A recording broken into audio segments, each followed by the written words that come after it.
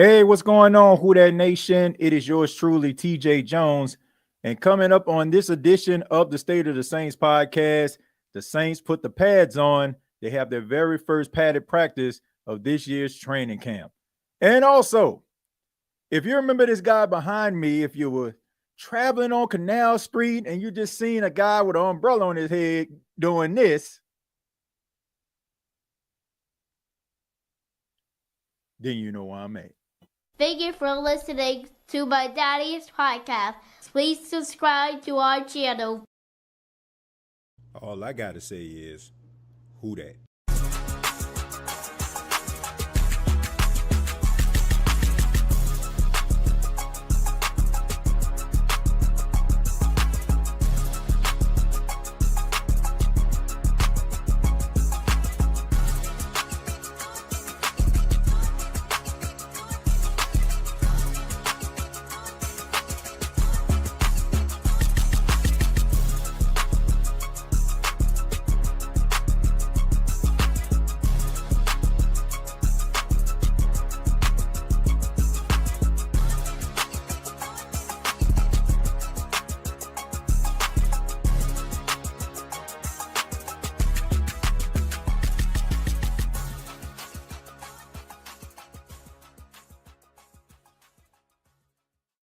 What's going on, Who That Nation? It is yours truly, TJ Jones. And yes, I am the host of the State of the Saints podcast. Thank you so much for checking out the State of the Saints podcast, where we talk New Orleans Saints. As I back up just a tad bit, hope everybody had a good weekend. Hope everybody enjoyed themselves. Man, was it hot out here. I mean, it was like 104, 105.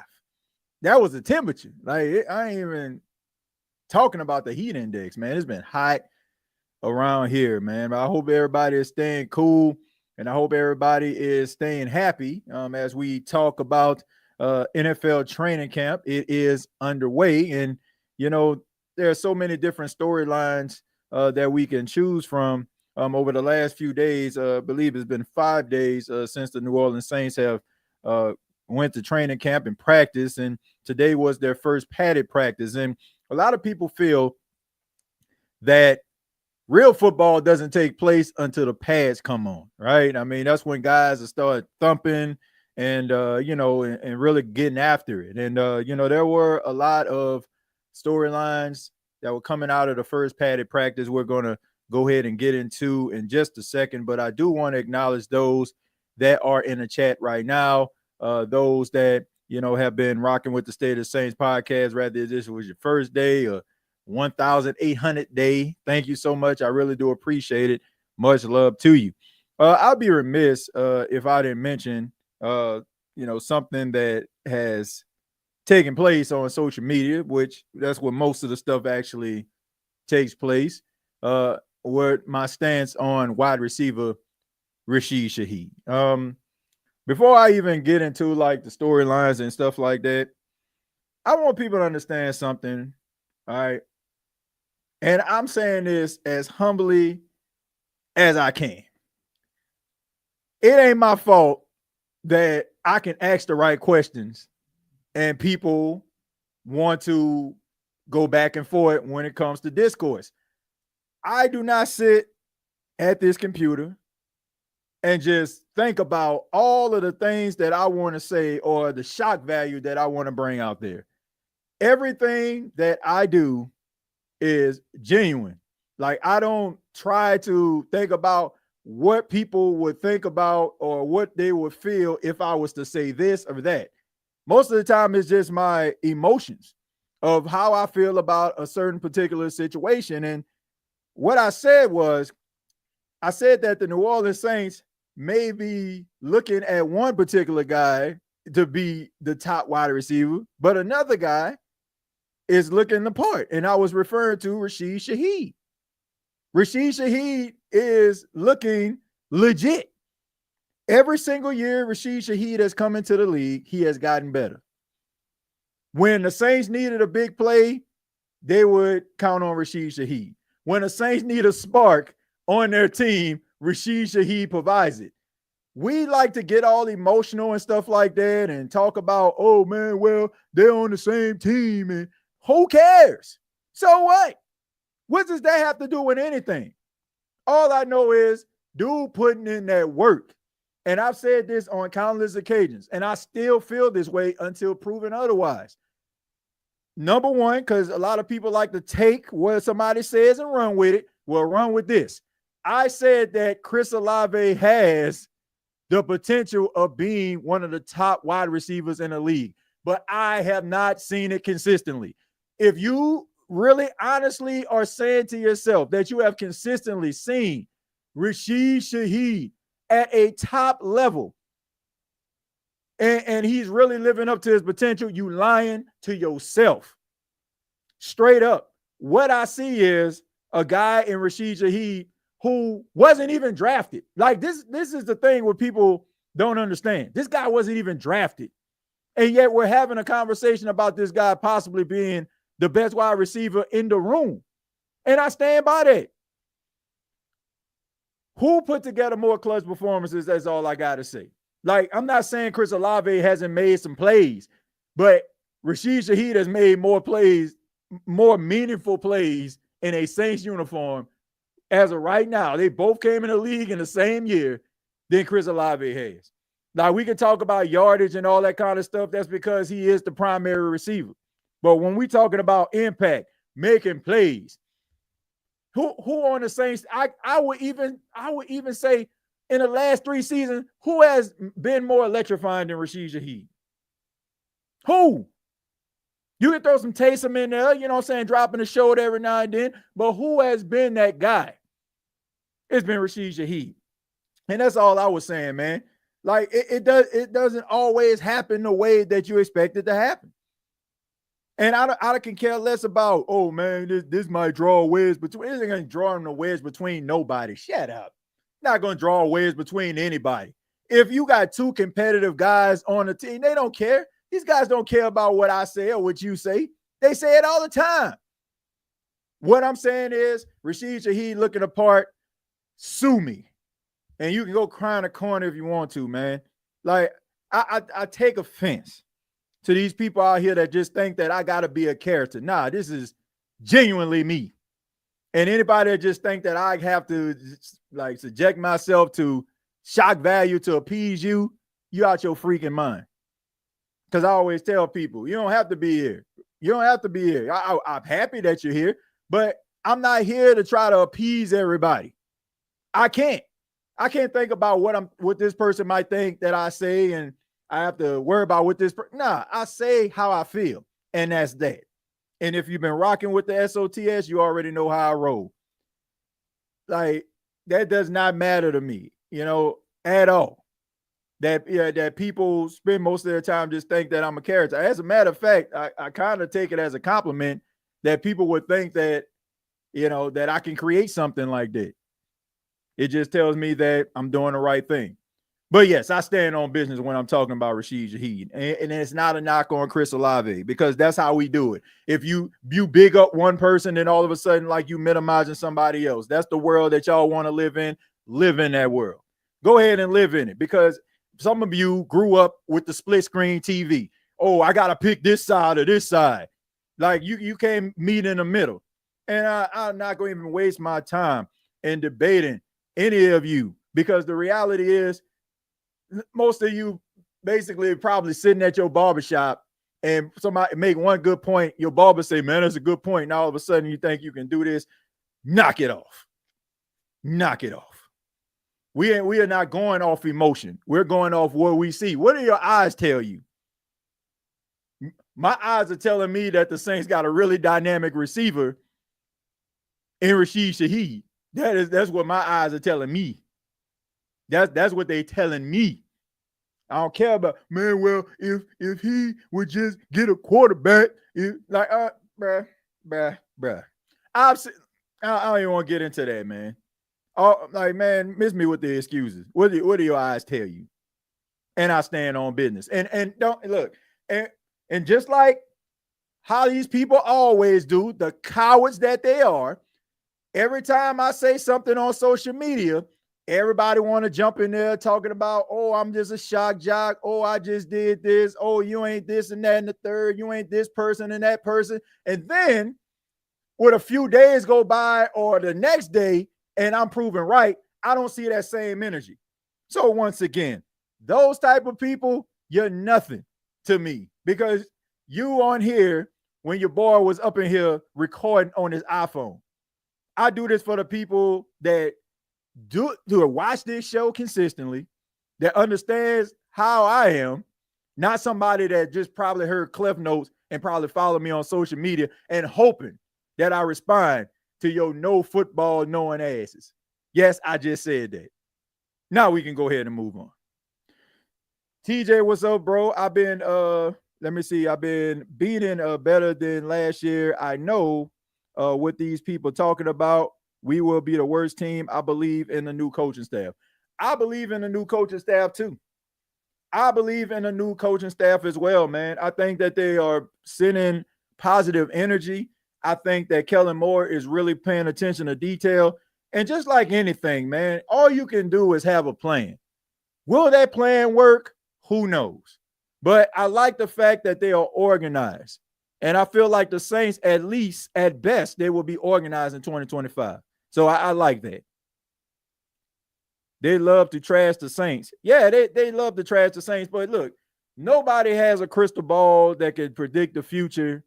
And, you know, as much respect I have for Chris Berman, a.k.a. Swami, even he gets it wrong. You know, like you got to play the game, man. You got to play the game. There are so many different things that transpire every single year where you have a team that everybody is picking to be the Super Bowl favorite, right? Everybody's picking them. Oh, man, I got him. I got them. Man, they're going to win it all. And then all of a sudden, something happens, right? Injuries start to occur to the players that they need that are instrumental to their success. You know, things start to go haywire. And you just don't know. Everybody's picking the Saints to be the worst team in the league. You don't know that for sure. You don't know what this team is going to be. All I know is you just go out there, you practice and you prepare and do the things that you need to do in order for you to find as much success as you can. And hopefully you have enough games that can get you in the postseason, or dare I say, have you winning the division. That way you know you'll be in the postseason. And the rest, you know, you got to leave up to fate and preparation. So they don't know, man. People don't know. Nobody knows. Like you can pick a team to go to the Super Bowl, but how many years have we seen these prognosticators pick a Super Bowl matchup and it doesn't happen? They don't know. They just throwing it against the wall, hoping that it sticks just like everybody else. Olave should be happy if Rasheed eating because he will get his too. Pretty much, man. Look, this ain't, like I said, I don't have anything against Chris Olave. I just want to see more out of him. I do. I want to see more out of him. I already told y'all my stance on what I feel a number one wide receiver is about. You may disagree with me. That's cool. You know, but I just feel like you need that switch. And I just think that his personality is too passive to be a number one, like a true number one. Like on paper, depth chart, number one, yeah, absolutely. But I feel like number one is not just what you are on a depth chart, it's a mind frame, it's a state of mind. And when you look at certain guys that are dogs, that are beasts, that catch everything, that everybody know that they're going to get the football, but it doesn't matter because them dudes going to find a way to make something happen. Those are the guys that I consider top tier elite receivers, not just guys that's just number one on a depth chart. You may not want to hear, but as of right now, Chris Olave is just number one on a depth chart. Now we can have this conversation in a couple of months and he'll probably look like everything we want him to be, right? But at the end of the day, right now, is he in a conversation with some of the top receivers in the league? You can talk him into the building. He has the ability to be there, but he's not there yet. And it like all those people out there that just think that I'm tripping. Go back and take a look at Chris Olave's interview that he did last week when it was asking him about contract negotiations. Now, if Chris Olave was, up there, with one of the upper echelon of wide receivers. Why would he just say, well, I ain't doing enough yet? That comes out of his mouth. But some of y'all up here trying to be cake crusaders, man. I'm just saying, dude, good, but you gotta break through, man. Like it means nothing. Like that's just like somebody in the gym, right? You trying to pick a 5-man pickup team in your local gym, right? And you see a dude on the sidelines, man, about 6'6", 6'7", right? Stand on. I'm like, man, I gotta grab that dude, man. I know at least we're gonna get some rebounds or something. But you know what I'm saying? At the same time, this man just stands, like you pick him, he just stands in the middle of the court. Right? Has like all the measurables of doing what you need him to do, which is, okay, if I'm going to be shooting this thing, man, just catch the rebound, throw it back to a teammate or something. But he just stands right there and don't do nothing. What good is it? Is that he's 6'6", 6'7"? What's good? What good is it? There isn't. There isn't any, there's nothing. There's nothing that you can say or do that can, that can push a guy, to certain points. You know what I'm saying? Like they gotta want it themselves. So all I'm saying is you got to be able to bring it. Like, man, y'all too passive, man. Like for real. Like, I don't care about what dude like. Show me what you can actually do. Telling somebody what you capable of doing means absolutely nothing. Whoever did some manual labor and you had that one homeboy that always seemed to stand by the fence while you out here digging a hole or something. Like, what? Like, oh man, if I ain't had on the right shoes, man, I'll be out there with you, man. Put them on. Go put on some work shoes. Put them on. Because right now you ain't helping me, man. You're not helping me at all. Chuck holding on to the ball too long in practice. He has some nice throws, but he must fix the indecisiveness if he becomes the start at quarterback. Yeah, I mean, I heard about him holding on to the ball too long, and that is a little bit alarming, but man, he's young. He's young, he's a rookie, and I think a lot of people just need to understand that. Everybody, comes to age at a certain pace. Like I told y'all, I'm good on a Monday morning quarterback. And what I mean by that is I'm not dissecting everything these dudes do at practice, because the reality is this. What you see in practice probably won't be the players or player that those guys end up being in the next couple months. Like, you have to go through trial and error in order for you to get better. So, of course, Spencer Rattler, Jake Hanna probably be ahead of schedule than Tyler Shuck. Tyler Shuck is a rookie. We talked about his age, but we're trying to talk a guy in the room. Oh, he's 25 years old. He's mature. He's seen a lot of football. He's been in a lot of offenses. Like, so what does that mean? It still doesn't defeat the fact that he's a freaking rookie. Like, all of a sudden, like, he's supposed to be Joe Burrow because he's 25, be 26 at the start of the season. No, man. Like, of course he's going to go. Like, he's a rookie. Rookie's going to make mistakes. Rookies got to understand the speed of the game. Yes, you have outliers like a Jaden Daniels or, like a Bo Nix or something like that. Yeah, those guys seem to weather the storm, but everybody's not those guys. Will we be talking about them if every rookie came into the league resembled what they did last season? Absolutely not. So what are we talking about here, man? Like, I would say get this guy a chance. And I know that's not what you said, Q. All I'm saying is for people that are like nervous or afraid, like, oh man, what's he doing? What's happening, man? Why he ain't throwing the ball down the field? Like, come on, man. Like, let the young kid figure it out. And it's best for him to try to figure it out the 5th day of training camp. Then it'd be week 5 of the regular season, and then we talking about him holding on to the ball too long. Like, let him figure it out. Like, let's kind of pump our brakes, when it comes to like evaluating these young, inexperienced guys, because they need reps. They need reps, man. TJ, who's your Bayou baller through day 3 of camp?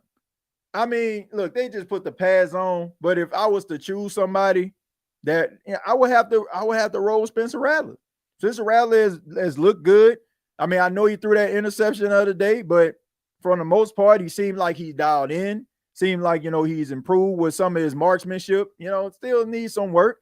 But I would have to say Spencer Rattler. The next person I would, say based on just them being out there in shorts and shorts and jerseys, that would be Kendre Miller, which, I was going to talk about him anyway. Kendre, I always say there's nothing wrong with Kendre Miller when it comes to his athletic ability, his skill set. Like, the Saints made a good decision at drafting him based on like what he can bring to the table. But I really feel like homeboy had that mind frame like, man, I made it. Like, we're going to talk tonight. He had that mind frame like he made it. Okay, and that's great, right? You live your entire life. You work hard. You dedicate yourself to high school, collegiate, and now you get to the NFL, bruh. It ain't no time for you to just be resting on your laurels, man. You got to go out there and handle business. What Kendre Miller was dealing with had nothing to do with his athletic ability and everything to do what is between the ears. You got to be a student of the game. You have to be able to prepare. You got to be able to put yourself in the best peak condition. You got to make sure that you got to know what the hell you're doing. There were opportunities for Kendre Miller to step up when AK was down and they were looking for somebody to be that complimentary back, and he couldn't even get on the field. Why? Because he wasn't a student of the game. Seems like this season, he's trying to get himself together this offseason. Looked like he done lost a lot of weight. Said he wants to play between, 215, 218. He looks, more explosive. And that's what the Saints need. You don't want, they pick you in the third round. The Saints wanted Kendre, at this stage, the Saints wanted Kendre Miller to be a part of this conversation right now. It should have been like how Alvin Kamara was to Mark Ingram. Mark Ingram was the seasoned veteran getting up there in age, and AK was the guy that was supposed to be there to replace him. That's just the reality, folks. That's how football works. That is what Kendre Miller was supposed to be. But now it looks like he's starting to come into his own. And that's great, because I don't think anybody gripe about Kendre Miller had anything to do with him being talented, because everybody knows how talented he is. It's time for Kendre Miller to get out of Kendre Miller's way and be that running back that the Saints need him to be. Like, this is do or die for Kendre. So him coming to camp, looking apart, not really being, in the injury tent and rehabbing and stuff, it will benefit him. Now you got to go out there in some of these preseason games and let everybody know why the Saints drafted you in the third round. TJ, is nothing new to the media ducking and dodging the Saints. They are doing that for ratings, and look where they stand. Well, look, I will say this, Jared, and I say this respectfully. The Saints ain't worth talking about right now. Like, when you're a team who haven't made the playoffs in 4 years, when you have two young, inexperienced quarterbacks, a rookie coach who's young and inexperienced, it's not much to talk about. Asian players who, how old Cam is? 36. DeMario gonna be 36. Like, your core players and the guys that are like cornerstone players are like in their 30s. So everybody just kind of writing them off. But look, this is what you don't want. You don't want, let them talk about Michael Parsons' contract. Let them talk about Trey Hendrickson and the Cincinnati Bengals and how Mike Brown don't want to pay the man. Shamar Stewart just finally got paid. Let them talk about Jacksonville and Travis Hunter and J.J. McCarthy out there in Minnesota. Let them talk about it, man. And you just continue to work. You just continue to work, continue to grind. Like that's all you can ask of this team. Like, if you go out there and you put forth that work, people will have no choice but to accept you. You become unfreaking deniable. Like, I don't want the Saints to get no handouts. And like I said, a part of me believes that they shouldn't be talked about. I'm taking my fandom out of it. I'm taking my fandom, my 38 years of living, and being a New Orleans Saints fan out of it, if I were just Joe Blow, Joe Casual around this thing, would I want to hear what the Saints are doing in 2025? Like, answer that question. Like, in all seriousness, take your fandom out. I know it's hard, but in all seriousness, what have the New Orleans Saints done for you to just be like, oh man, they need to lead off Monday morning quarterback? Nothing. Now, if you want to have like a debate about, okay, if Kellen Moore would have end up going to the Cowboys, would everybody be talking about him as much? Probably so, because Cowboys are a polarizing team.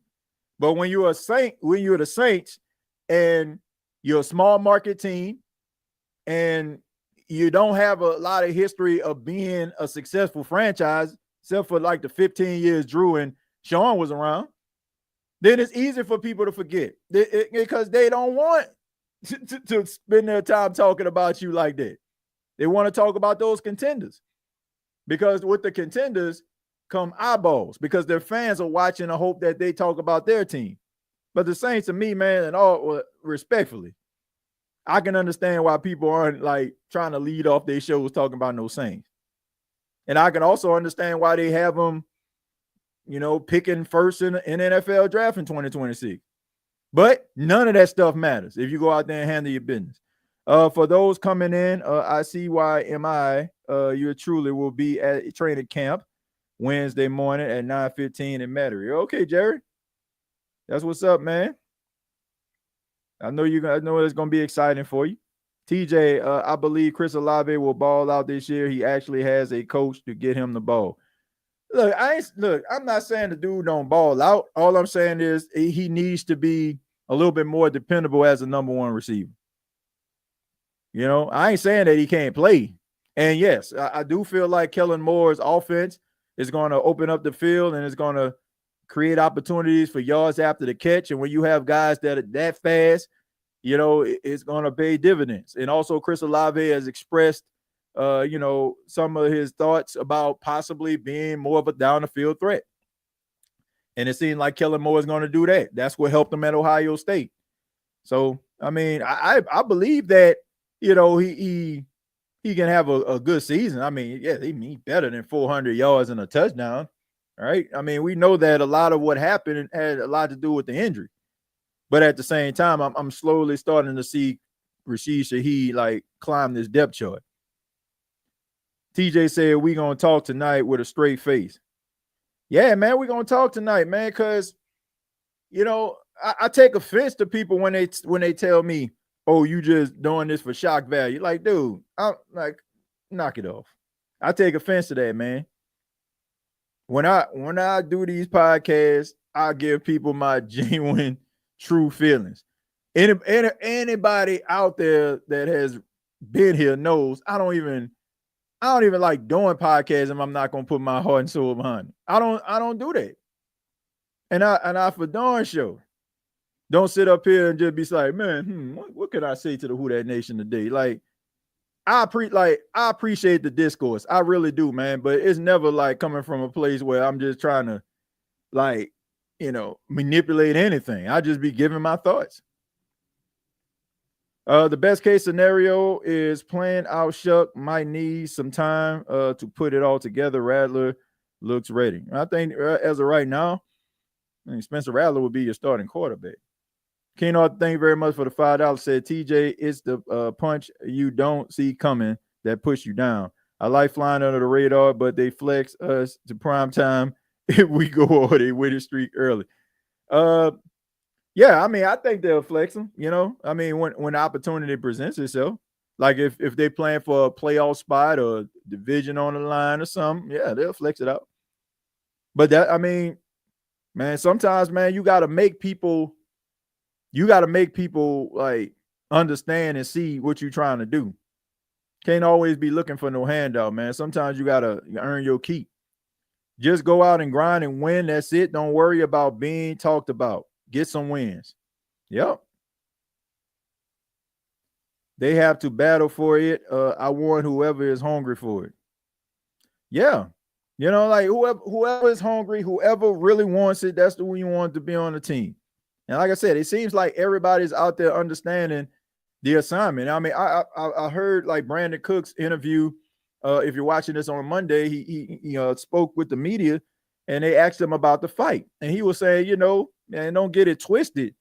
He's like, I have like this calm, disposition. He was like, man, but when everybody's out there competing and everybody's writing us off, like he takes it personal. Like that energy, that passion, cause him to have a fighting practice because he understands that people aren't looking at the team to do anything.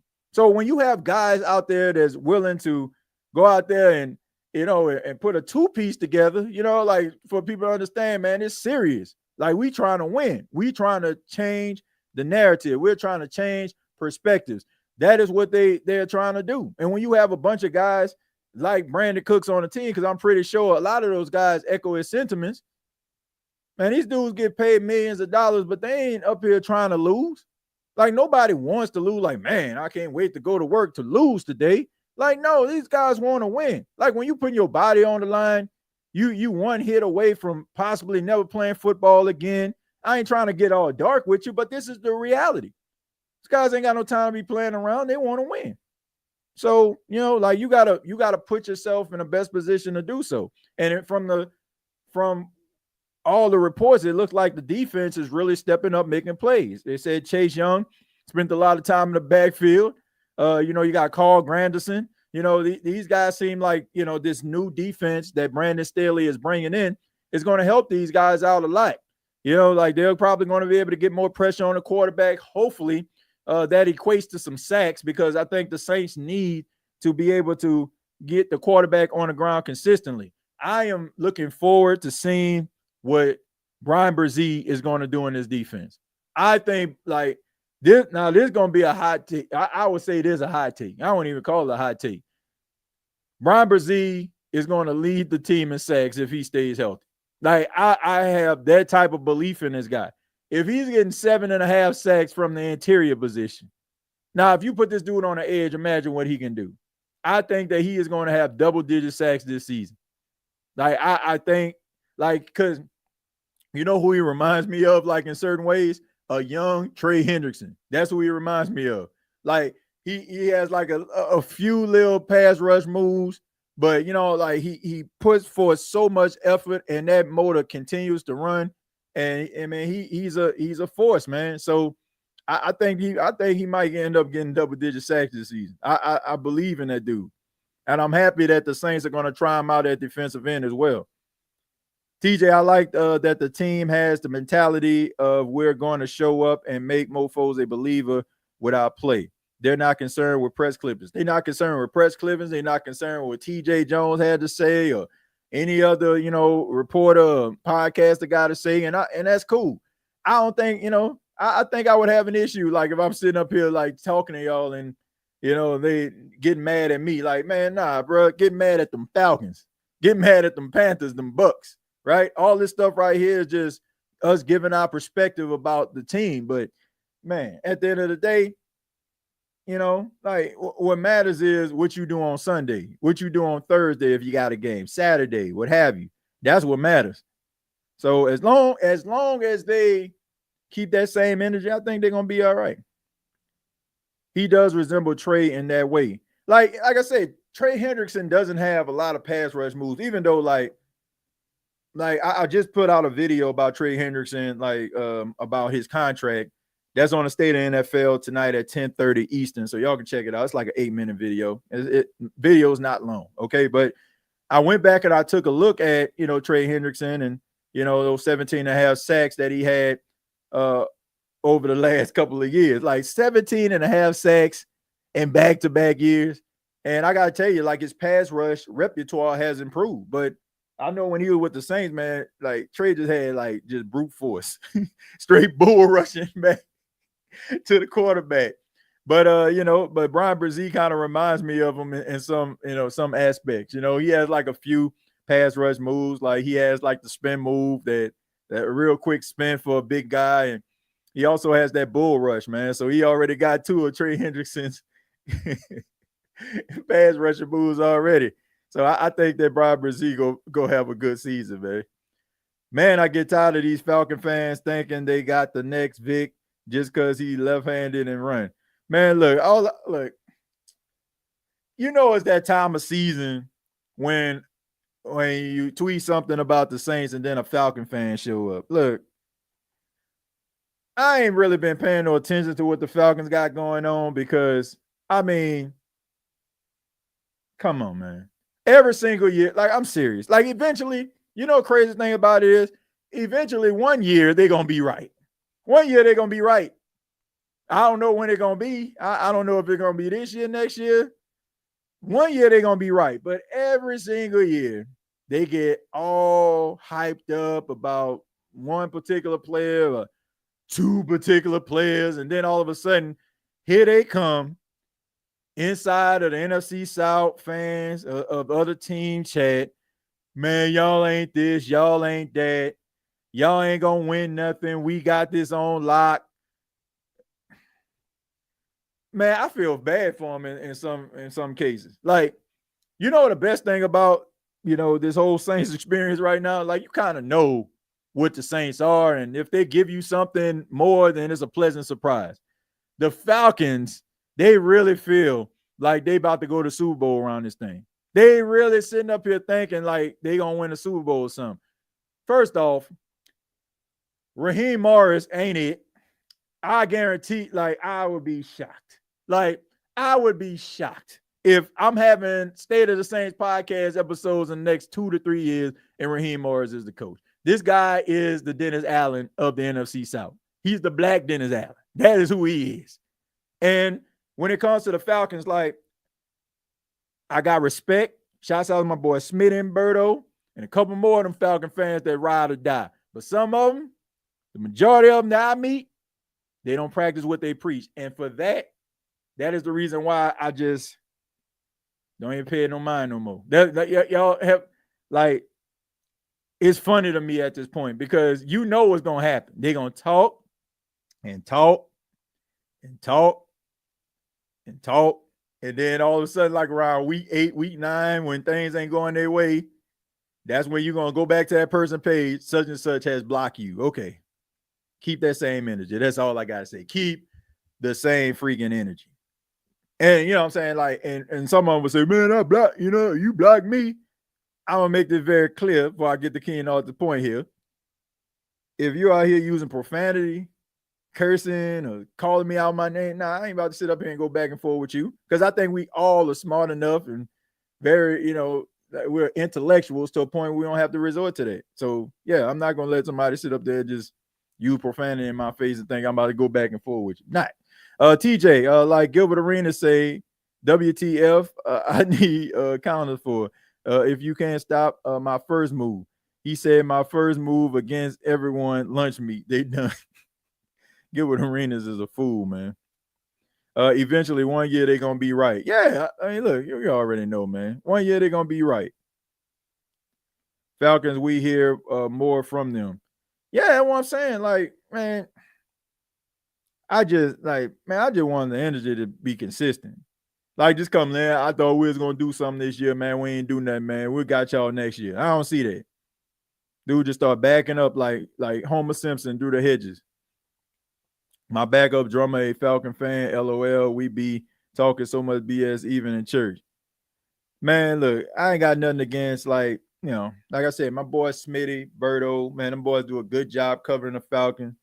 You know what I'm saying? They really passionate about it. I always say, man, like, other than our love for, like, certain teams, like, man, them my guys right there. But at the end of the day, everybody don't have that same type of energy that those dudes come with. That's all I'm saying. Can a left-handed quarterback lead a team to a Super Bowl? Not sold on Penix. I actually like Michael Penix. I'm not going to say that he trash. I'm not going to say that he not good. I think they got something with him. Man. I'm not going to sit up here and talk like, oh, if Michael Penix wasn't playing for the Saints, I wouldn't be excited about what the potential of the Saints are. Like, I'm not going to say that, but I just know the Falcons. I don't care what they got, right? I mean, it's just they always just find a way to to screw it up. TJ jump on this here internet with his guns all greased up, wanting to smoke with everybody. look, I'm just being honest, man. Like I'm man. I try to be humble off in this thing, man. But some like, bro, I'm tired of this, man. For eight seasons, I have done this podcast. For 8 seasons, I have done this podcast, and like I said, I'm not big on sensationalism. I'm just not. Like I don't do all that stuff, man. Like that bothers me about this podcasting world because everybody that gets into the podcasting game now thinks that you got to be Skip Bayless, you got to debate people, you got to say such off the wall stuff. And it's like, man, that ain't like if that's your genuine feelings or like that's your personality, cool. Like you got something there.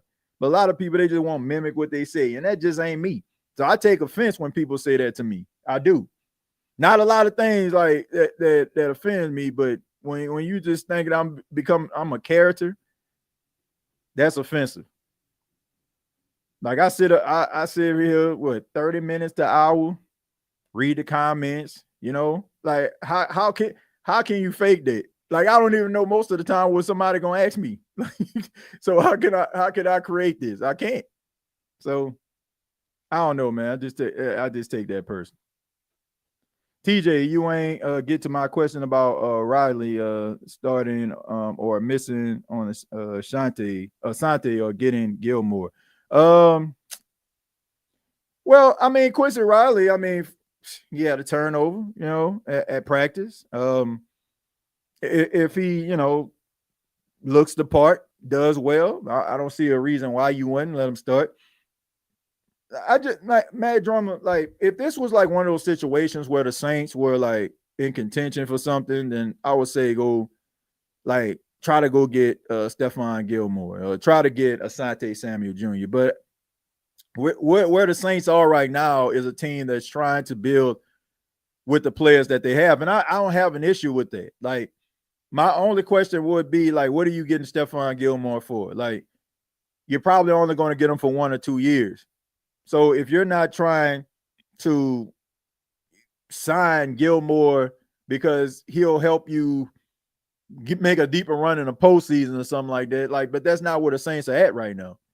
So there's no reason for that. You should at least like see what you actually have on this team and rock with that. Now, if it's like, my God, man, I can't go out here and play with this, then yeah, then go find somebody. But the Saints aren't on that level yet, Like Gilmore, if the Ravens sign him, it's because somebody got hurt, or the Chiefs sign him, or like some of these other teams out here that's in playoff contention, the Bills sign him or something. I can understand that, but the Saints, they don't need him right now. Like, just see what you got with these young dogs, and if you don't have it, then address free agency that way. But I don't feel like that's something that they need right now. The Panthers out here talking big just because they got T-Mac. Well, look, look, they finished the season pretty strong last year. They finished the season pretty strong. I can understand their optimism. The last time they seen a quarterback in Bryce Young, he threw 5 touchdowns in a game. So I mean, I can understand the excitement, and the Panthers really did a good job at, over the last couple of years with drafting. Now they're trying to get younger on the team, and they got some young, talented wide receivers out there. But man, you got to play the game. You got to play the game. Like, but I can understand like why they're excited. I mean, I don't know if they're gonna win the division, but I think they're gonna make it interesting. TJ, the crazy thing about being honest and objective with your opinions is that they'll either accuse you of being a homer or hating your team. In any case, might as well be real. Yep, there's no in between. That is the split screen era that we live in, right? Man, you got to make a choice by the end of this commercial break after these messages and a word from your local station or something. I don't know. I mean, there's plenty of characters out here, but I ain't one of them. And I take offense to that. I take offense to that. TJ, the Panthers had one linebacker on the roster, like James Cometa said. Yeah, I mean, unproven, you know what I'm saying? Unproven guys, but I mean, bro, I can't I don't know, man. I'm just kind of skeptical when people say they only got one particular thing, because every single year, like, we see guys we see guys come up in and they step up and they make plays and they become a household name or within a division. Like, man, I'm tired of seeing this dude. Like, it happens all the time. Like, I think they only got like one like main guy, you know what I'm saying, DJ Wanham, you know what I'm saying? It's the guy that I guess they're referring to, you know, as far as their talent. But man, when you got like young guys out here that get opportunities, you know, man, you don't never know what these dudes are capable of. You know, they might end up being like much better than people anticipate. So I don't know, man. Like, I get it, you know what I'm saying? For name's sake, they got one that you recognize, but it's not to say that some of these other guys can't make plays and make you frustrated watching them just ragdoll your offense like Luke Kuechly and Thomas Davis did for I don't know how many years. TJ, who do you think starts at quarterback? As of right now, Spencer Rattler. That's who I feel like is going to start. I mean, subject to change. I mean, you got 3 preseason games, so it's subject to change. But as of right now, I will roll Spencer Rattler. The fact that we're ranked 32 is beyond me. I guess, like I said, they're looking at the depth chart. Y'all get them likes up, family. Yeah, please. If you enjoy the State of the Saints podcast, go ahead and hit that like button. Keynote, I think TJ ran on Cesar Ruiz was the best one. Yeah, man, Cesar Ruiz, that's gonna be an epic. That's an epic rank. But you know, yeah, man. I mean, look, I don't sit up here trying to rant, but like I said, man, there's just certain things that does bother me. I can see the Panthers being better than the Falcons. Never mind, I take that back. Man, all I know is I just know them boys say what you gonna do more than the late Hulk Hogan. That's all I do. What y'all gonna do when we got when they had Justin Simmons? What y'all gonna do with Simmons and Bates? Win. What y'all gonna do, Kirk Cousins? Win. What y'all gonna do when Bijan? Win. That's all I gotta say.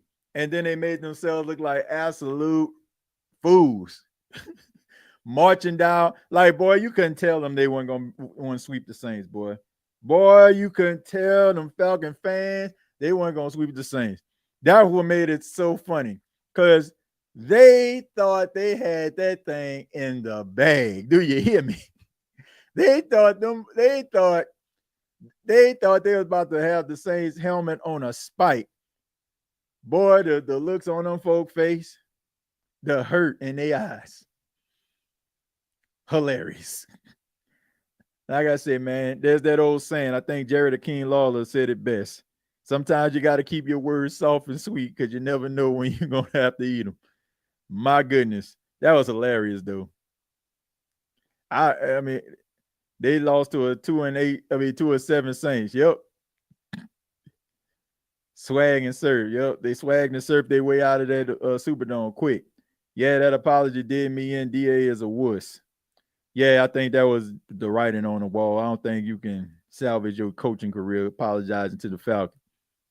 Man, you can chew your team out behind closed doors, but you do not go out there and put them and say, I apologize to Arthur Smith. And Arthur Smith was fired 2 hours later. And he was fired about 7 games later.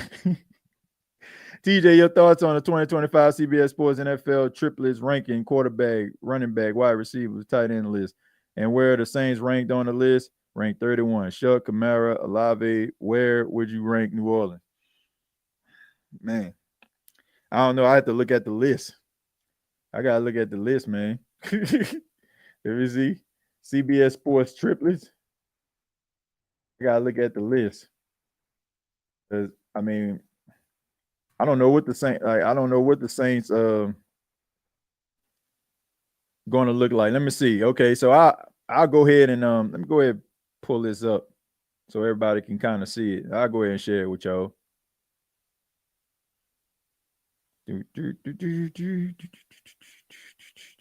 Let's see, triplets. All right, let's see what we got here. All right. So let's see if y'all can see that, right? I know it's kind of. Let me see if I can actually blow it up a little bit. And I'll take this off the screen just for a second. All right, so let me go ahead and move this out of the way. All right, so you got the Cleveland Browns. They got Joe Flacco, Quinshawn Judkins, Jerry Jeudy. Saints got Tyler Shuck, Alvin Kamara, Chris Olave, Daniel Jones, Jonathan Taylor, and Michael Pittman Jr. I don't know about that one, bro. Like, first off, you don't even know if Daniel Jones gonna be starting right there. That's just petty right there in his own right. Right? That just straight up petty right there. Right? Because Daniel Jones is a backup at this point. So why in God's name would you even have like I don't know. I think it can be at least 30 as of right now. Bryce Young, Chuba Hubbard, Tedoroy McMillan. Bryce Young, okay. Chuba Hubbard, yeah. Tedoroy McMillan, you don't know what he's gonna be just yet. Might be real good, don't know. So right now you're just doing it based on like I guess credibility. Tennessee, Cam Ward, Tony Pollard, Calvin Ridley. Cam Ward has yet to take an NFL snap. Tony Pollard has not been the same Tony Pollard that he was when he was with the Dallas Cowboys when he tore his ACL. Calvin Ridley, like he had a really good season, but that's the only guy that you can really just truly count on and say, okay, man, this is going to be up there. Russell Wilson, Tyrone Tracy Jr., Malik Neighbors. I'm on board with Malik Neighbors. Russell Wilson, not the same Russell Wilson he was in Seattle. Tyrone Tracy had a solid rookie season, but come on, man. New England, Drake May, where is he? What's that? Travion Henderson, Stephon Diggs. Travion Henderson out of Ohio State, a lot of people have high expectations for him. They feel like he's going to be like the offensive rookie of the year because of his skill set, his ability, probably going to get the ball a lot. Mike Vrabel likes to run the football. Stephon Diggs coming off an ACL injury, and I don't know, on a yacht with Cardi B most of his offseason. So before I guess they split up. So I don't know, man. Not on board with 26. So at least, at least I say probably at 27. I can see the Saints at like 27 or 28, but they definitely need to be above Daniel Jones. Like, seriously. Daniel Jones. You got Sam Donald, Kenneth Walker, and Jackson Smith-Njigba. That Jackson Smith-Njigba is, going to be their number one receiver since DK Metcalf is with Pittsburgh. Kenneth Walker, I like him a lot. Sam Donald, we're about to see if it was Sam Donald resurrecting his career or was it more of Kevin O'Connell resurrecting his career, which we've seen Kevin O'Connell just use different quarterbacks in his system, and those guys have some of the best seasons and the best stats of their careers. Then you got the Jets, Justin Fields, Breece Hall, Gary Wilson. I don't have any issue with that. I think they need to be a little higher, to be honest with you. Well, a little bit lower, I should say. Let's see. Keller Williams, DeAndre Swift, DJ Moore. I don't have an issue with that. Bo Nix, RJ Harvey, Cortland Sutton. Don't have an issue with that. Michael Penix, B. John Robinson, Drake London. I know some of y'all don't want to hear this, but I ain't got no problem with that. Jacksonville, let's see. Trevor Lawrence, Travis Etienne, and Brian Thompson. I don't have no issue with that either. Raiders, Geno, Ashton Genty, Brock Bowers. Not at 18. Not at 18. Kyler Murray, James Conner, and Trey McBride.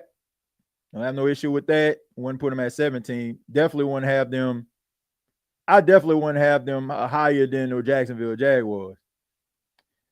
Minnesota, J.J. McCarthy, Aaron Jones, Justin Jefferson. I don't have an issue with that. J.J. McCarthy, even though, he's going to play, the first time this season, he got drafted last year. He had a MCL injury that required surgery, out for the season. I don't know, man. I still think people have to prove it. Tua Tagovailoa, Devon Achane, and Tyreek Hill. Tyreek Hill had his probably worst season of his career last year, and he didn't seem happy on his way out. I don't know what happened this offseason that got him back on board. Devon Achane, I feel like he's probably going to be one of the top rushers in the league. Very underrated running back if you don't watch Miami. Jordan Love, Josh Jacobs, Jaden Reed. Like all these guys. I like Josh Jacobs. I like Jordan Love. Jaden Reed, and you also have to add Matthew Golden to the mix. So yeah, I like that. Think they in a pretty decent spot. Los Angeles Chargers, Justin Herbert, Amarian Hampton, and Lamb McConkey. I wouldn't put them at 13, but that's a pretty formidable group right there. 12, Jaden Daniels, Brian Robinson Jr., Terry McLaurin. They to me, they should be top 10. Should be in the top 10. Houston, CJ Stroud, Joe Mixon, Nico Collins. Got no issue with that. Dallas Cowboys, Dak Prescott, Javonte Williams, and CeeDee Lamb shouldn't be in the top 10. Tampa, Baker Mayfield, Bucky Irvin, Mike Evans. I don't have an issue with them. Like they're a pretty formidable group. Brock Purdy, Christian McCaffrey, George Kittle. What are we doing this on? We doing this on like last season, or we just doing it because of who they are? No, they don't deserve to be.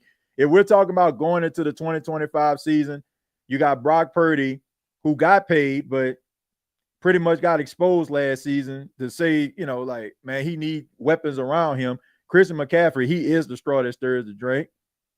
And, George Kittle, he going to be George Kittle, but I still think they shouldn't be ranked at number 8. Number 7, Matthew Stafford, Kyron Williams, and Puka Nacua. I don't have an issue with that. Number 6, Josh Allen, James Cook, Khalil Shakir. Nah. You got me with Josh. You got me with James Cook, Khalil Shakir. Like, good slot guy.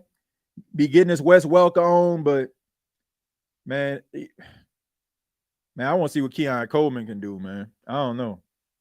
Like, I think that Shakir, he can stretch the field. He can get behind the defense. But, nah. Top 10?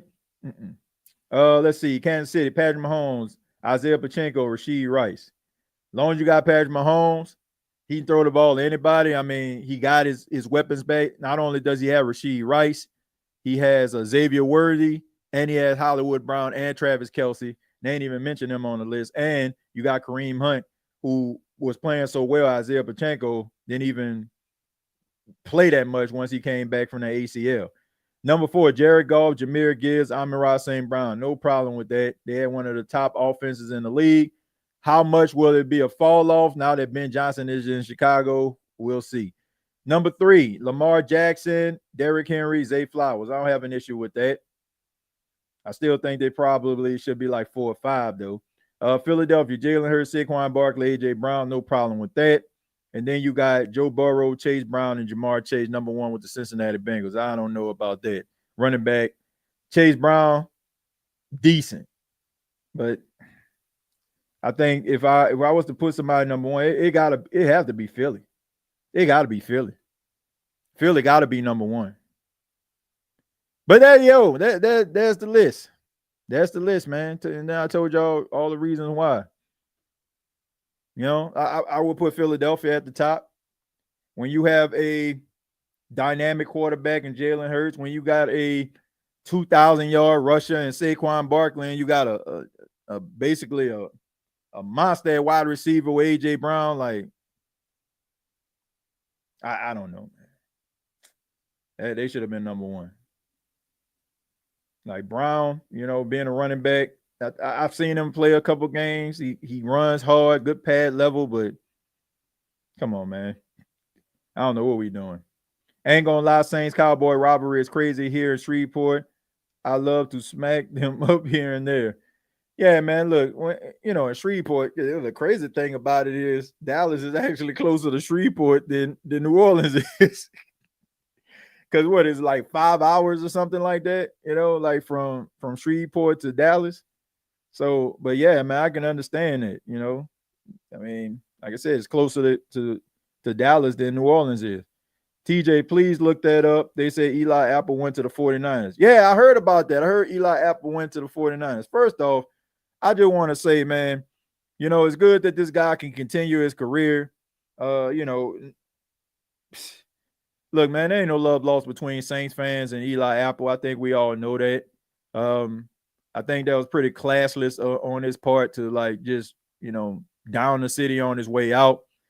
And, I mean, that's pretty much all I got to say. Eli Apple is Eli Apple. I mean, feast or famine, most time famine, giving up big plays in crucial situations. But, look, man, he has length. He has some decent, ball skills, and he's a veteran. So teams are always going to be looking for guys like that. Is he going to make the team? That's another story, right? But yeah, but I don't have anything at this point, man. That's just beating a dead horse. Eli Apple, he is what he is at this point. Like, we know what he is. Like, it was very classless what he did. But TJ, which of your rants do you think had you the most heated? One, the Cesar Ruiz rant. Two, the rant when DA apologized to the Falcons. I think it was Cesar Ruiz, man, because I didn't understand it. Because at the time, I believe they had Larry Warford on the team. And Larry, War Daddy was pretty good, man. Like, he wasn't Jari Evans or nothing, but I didn't feel like it was necessary. I think everybody thought like the Saints were going to get like Jordan Love, which would have made more sense. And who knows? Like, I feel like that draft pick set this organization back like completely. Because the reality is you could have did the same exact thing with Jordan Love that Green Bay did. Jordan Love didn't start. They still had Aaron Rodgers. And Aaron Rodgers that season, when they drafted Jordan Love, he won league MVP. You could have had Jordan Love on the bench. I think Jordan Love was on the bench, 2 years or something, 3 years? Sitting there waiting his turn. So by the time Drew Brees would have retired, you would have had Jordan Love on the bench, ready to rock and roll. And who knows? I don't think, I honestly feel that if the Saints would have had Jordan Love, Sean Payton wouldn't have left as the head coach. I really feel that. I really feel that way. So yeah, I think that, I think when you go back and you take a look at that draft pick, and look, I ain't got nothing against Caesar, man. Like, is he the best right guard in football? Absolutely not, but he's not the worst. But I just think that the Saints, if they would have got Jordan Love, the Saints would have been way ahead of schedule. And like I said, I don't think Sean Payton would have left, because that would have gave him a whole new life. So I don't know. I don't know if there was like a rift. Maybe he wanted Jordan Love, because I know for a fact everybody was talking about like how he was like going crazy over Jordan Love. So maybe Mickey the situation up and said, okay, let's go ahead and get this offensive lineman. The Saints love themselves some offensive linemen. But yeah. Let's see. Did you see CJ Gardner-Johnson interview on a pivot? He said he was upset when Mickey traded him because it was his fault, and that he really loved Nola because that's the team who changed his life. I seen a little bit of the interview, and look, man, I ain't got nothing against CJ Gardner-Johnson. Y'all already know, man. Like, I like the guy. I like that he's true and real. Like I miss like that guy being on the Saints team. Like, man, he brought a lot of energy to that defense. But I'm glad that it seemed like he's trying to do some soul searching in his life and trying to become better in certain aspects of his life. So for that, man, I'm always gonna be rooting for guys. Always gonna be rooting for guys. But I ain't never had nothing. I ain't really had nothing against him. But because I always knew like he's the type of person. I've said this before. I said he's the type of guy that you love him when he's on your team, but you despise him when he's not. And a lot of people end up like despising him when he left the Saints. Which, like I said, but that's not a knock on him. Like, he is what he is. He is who he is. So if he was saying this stuff talking about them Falcons, like when he kicked that Falcon logo in Atlanta, everybody was up there like smiling. When he folded his arms in the face of Tom Brady, everybody like, yeah, that's our guy. And then all of a sudden, like, he say something like, oh man, the Saints pretenders. Man, why you say that? Well, I hate to say it, but your boy went wrong about that, because the Saints had a disastrous season. That was a disaster last season. So he went wrong in that regard. I heard 49ers picked up Eli Apple, looking forward to week 2. I mean, he might not even make the team, though, man. Might not even make the team. He might, but he might not. Just by the Saints being in the NFC South, they have a chance of making some noise this year. Yep. And that's what people need to understand. TJ, the O-line is looking good. Not today. Not today. And that defensive line was getting after them boys. They said Chase Young stayed in the backfield. But nah, look, that's gonna happen with reps, camaraderie, and it's only a matter of time before the offensive line get the best of the defense. They just trying to figure it out. Like you got these guys that in this new defense, they could play a little bit more free. They could play a little bit more free. So I think that's what these guys are happy about. And I'm happy too. Look, it doesn't bother me when they say, "Oh, the defense got the best of the offense," because look, we haven't really been talking about the defense like that, right? Like we haven't. Like everybody been talking about this quarterback competition, who's going to be behind Alvin Kamara, the wide receiver. Like nobody really talking about this defense. So the fact that the defense has been making some noise, and people have been talking about them, man, that's a plus. That's a plus, man. That is a plus.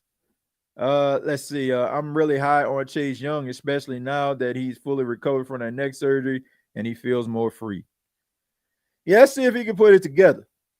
I think that Chase Young is humbled by the Saints' commitment to him, because I want y'all to understand this, man. Like Chase Young was not coming to New Orleans. Like there was a team that wanted. I want to say it was Carolina, if I'm not mistaken.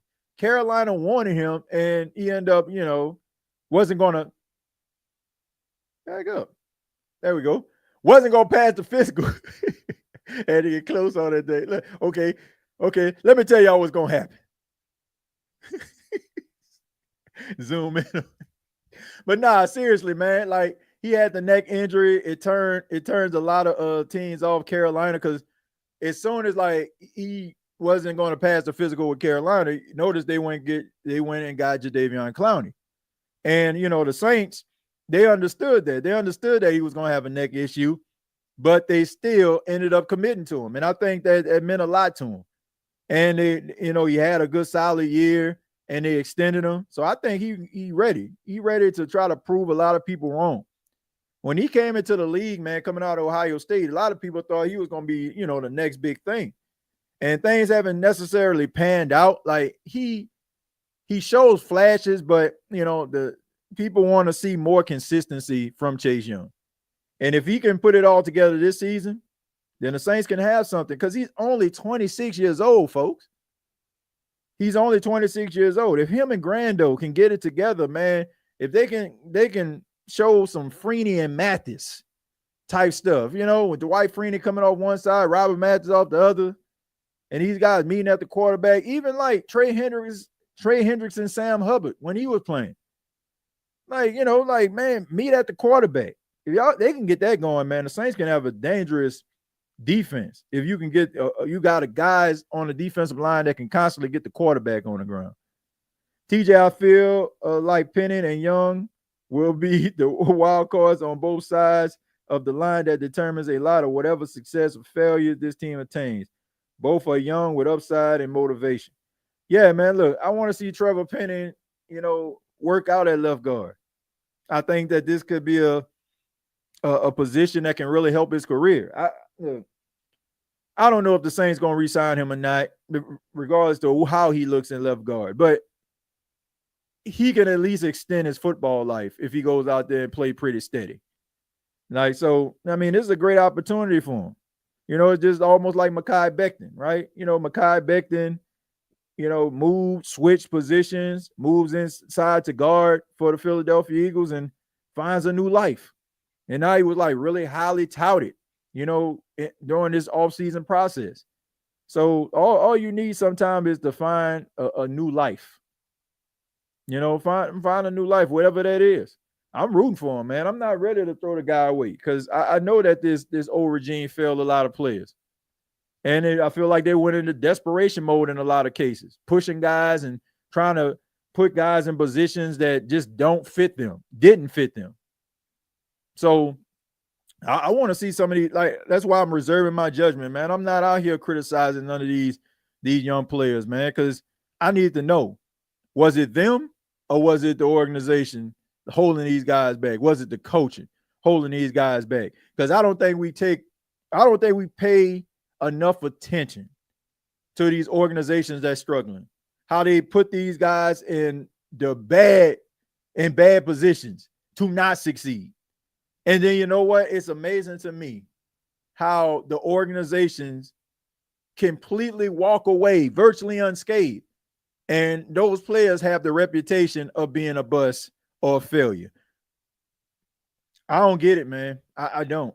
So I'm reserving my judgment. I ain't hear much about some of these usual suspects.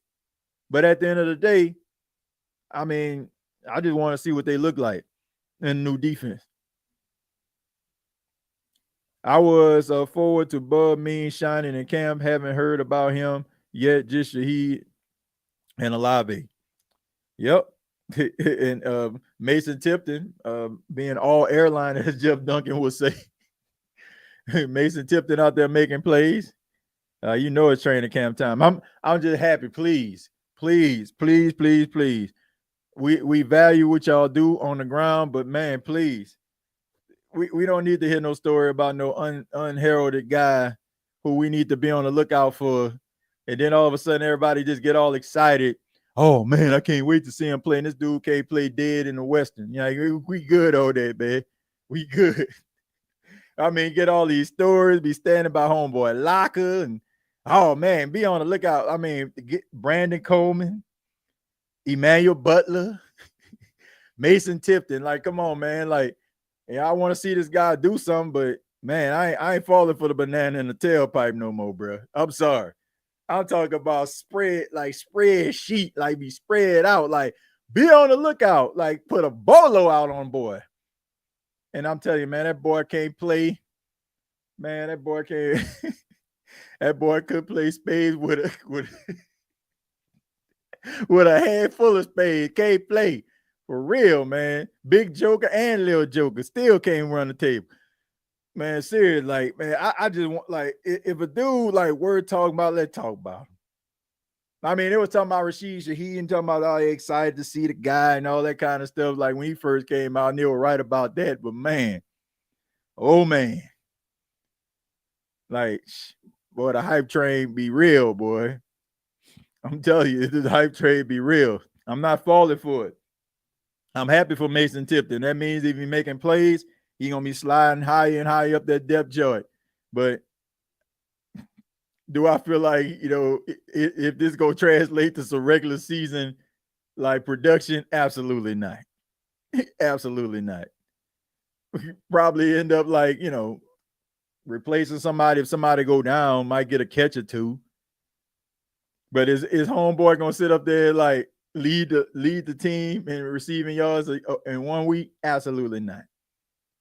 But it's good to hear like these rag to riches stories, I must say, guys that come out absolutely nowhere. I am looking forward to Rico Payton, though. I think that Rico Payton has talent. I hope that he's able to take a step forward in year 2. And, the fact that there's so many question marks surrounding the secondary, he might get an opportunity. But I'm over these fluff pieces, bro. I love them, man. Like these boys can write their behinds off down there in New Orleans, but these fluff pieces. Hey, man, what Drake said, don't try to gas me up, man. I like running on E. Bro. Don't gas me up. DJ, the poster child of airline all-stars has to be Brandon Coleman. I hung on to the hope of that dude like Samuel L's character hung on to Matt. I'm telling you, man, it was like, man, be on the lookout, Brandon Coleman. I'm like, man, Brandon Coleman go out there, they showing plays from, and then all of a sudden he get in the game, man, can't catch a cold in 40 below. Wide open passes, drop. Now he did get a little better. Like when the Saints started using him in like red zone situations, like big body receiver, like he started to make plays. You know what I'm saying? Like he started to make them plays, man. But man, I'm telling you, man, like dude was never it. He was never it. They wanted him to though, boy. I think look, some of y'all I'm gonna lose. Some of y'all I'm probably still gonna lose, but I promise you there's a story. And everybody knows that I'm a big wrestling fan. All right. There was this one wrestler that Vince McMahon really wanted to work back in the day. His name was Mark Jindrak. Mark Jindrak was young, like kind of around the same age as Randy Orton. And, he had like all the potential in the world, man. They really wanted this dude to be a main event contender. He was going to be a part of this popular group called Evolution with Triple H and Ric Flair and Randy Orton. And then the dude just couldn't get out his own way, man. Like, man was terrible. Green as a blade of grass, right? I mean, just was not good. But they were trying to hype this man up, man. Had him beating all the top talent. But he just couldn't live up to it. Brandon Coleman was the Saints' Mark Jindrak. Long story short. Just couldn't cut the mustard. But, I mean, he was a really good red zone threat in his last season with the Saints, though. TJ, one of a few Puff Piece darlings who actually ended up manifesting was the Beer Man. What a story. Yeah, man, Michael Lewis. Yeah, Michael Lewis. That definitely was, man. A rags to riches story, but, he ended up being a really good player on special team. So that's a good thing, man. But, I get why, because, there's only so much you're going to say about Cam. Only so much you're going to say about the Mario and, and Grando and all these other familiar guys. So I think a lot of reporting tries to introduce you to new characters. Like if you've been talking about the same character all that time, man, you go, man, what more can I say? So I get it. But at the same time, I'm like, man, I mean, homeboy didn't do nothing. Like Manuel Butler didn't do nothing. I think he may have made one catch. And man, I think it was like they was practicing with the Chargers or something like that. He made a catch on one of their best cornerbacks. And then they tried to force feed him the entire game. I think when they played against Miami one time in preseason, and the dude he just fumbled the bag, man. He just fumbled the bag. He bounced around a little bit. I think he was in Arena League and indoor football. And now I don't know where he is right now. And like I said, I ain't taking no shot at him. I hope that, he's still relatively young. Maybe he can go to USFL and try to work himself back into the league, but it was just a failed project. My expectations are not high for the Saints. Just hope the young players show promise for the future of the rebuild. Yeah, I mean, H-Town, I'm with you. I mean, I'm pretty even keel over here. You know what I'm saying? I'm cool head Luke. Like I whatever the Saints do this season, they just do. They just do. I don't want to say I'm always going to be emotionally attached to the team. I don't care what I'm doing. I don't care state NFL, covering this team, training camp. Look, I love the Saints, but at the end of the day, it's like you got to be realistic about it. And I cannot get mad. It's like somebody telling your family member something that is true. Maybe they not your family member, but they telling you you don't like it, but at the same time, it's like, yeah, they right. So you got to give people a reason to care. You got to give them a reason to care. We how gratifying is it that that you got to where you are through hard work, dedication, blood, sweat, and tears. I mean, a bunch of sleepless nights, long days, and you get to where you want to be. Rather it's a job promotion, rather it's starting your own business, rather it's, in a relationship, whatever, right? Just think about how gratifying it is that it happened. Now, if somebody basically just gave you everything, you wouldn't have an appreciation for it. You would not have an appreciation for it because somebody just gave it to you. I don't want the Saints to be given anything, right? You don't want them. Now we realize in this new culture, this new frontier that the Saints are on right now, Like, we know that everything that comes to them in the form of prime time, late games, Thursday night games, they would have earned them because they have earned the right to be watched. Go back and watch those primetime games that the Saints played in last year. Like I said, remove your fandom away. Remove it. Like, remove it that you had a fleur de lis on your hat, on your shirt, on your shoes, on your socks. Remove all that and tell me on a Thursday night, on a Monday night, or whenever the Saints played in prime time, that you would have been like, man, I can't wait to watch the Saints.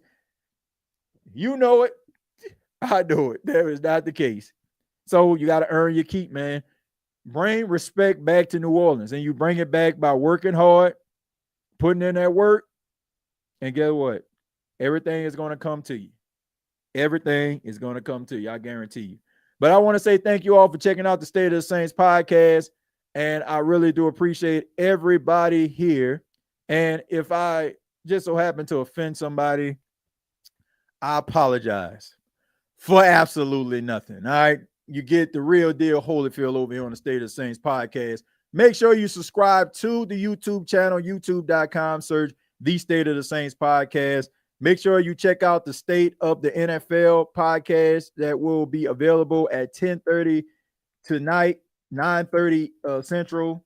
We're talking about Trey Hendrickson and his contract. Apparently, they're pretty close when it comes to possibly getting a deal done. They're just kind of a little bit far away when it comes to some of the money. I think it's between maybe a couple of $1 million. So we kind of talked a little bit about that. What I'm doing right now, I'm just trying to pull up this link. So if you want to check it out, please do. And make sure you subscribe. The numbers are starting to grow over there. I'm happy. Like, we're almost at 700 subscribers. So that's a plus. But yeah, make sure you check it out, man. Tell me what you think. Like an 8-minute episode. I wanted to get back and talk about Christian Wilkins now that some of the information that's come out about him being released by the Raiders. Man, what kind of stuff is going on there?